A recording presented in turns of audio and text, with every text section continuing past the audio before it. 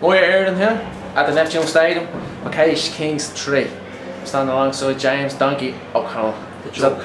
The joke. He was coming off a decision win against Adrian Kirby in what could one say was a slaughter fest. Anyway, we let Donkey join in there.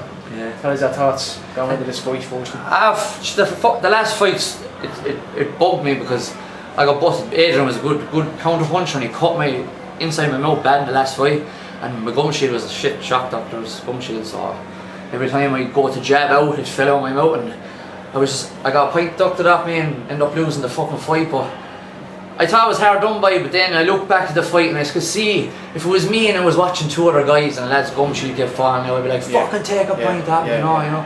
So like I get fair enough. Everyone got the decision, but I said to myself, like, I really put me back a peg. Yeah. And I thought, like Jesus, like I'm after losing there. And I thought, to be honest with you, a lot of demons were kept in the back of my head about it, like, you know. And I can honestly say it was eating me to my bones for the last 8 weeks.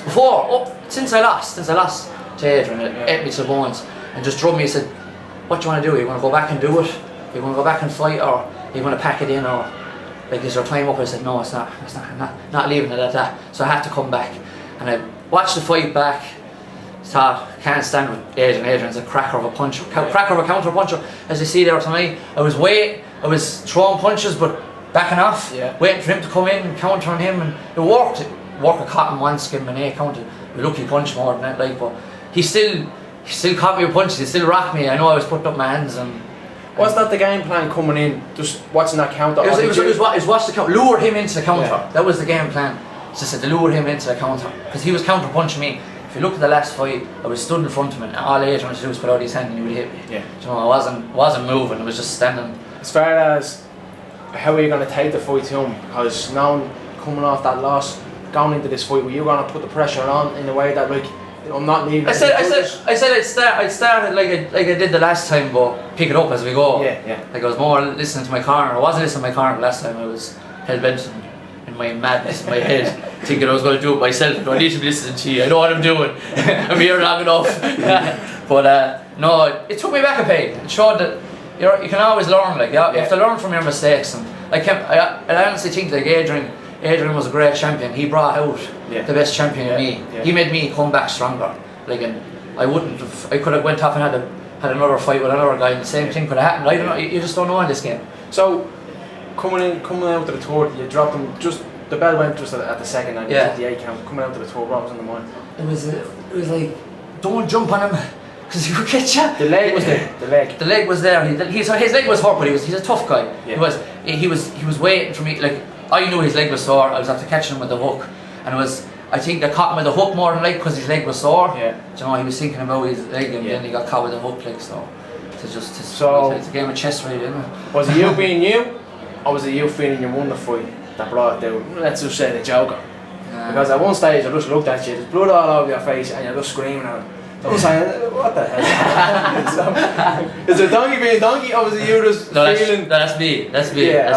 So there's a madness in there. Did you feel comfortable come mid-third round that, like, this fight is mine? Yeah, at the start, it was the same about a minute into like, after the second round, he came in strong at the start. Yeah, came in strong at the start of the second round. I was like, fuck. I said, can you keep this pace up? But he started dying off.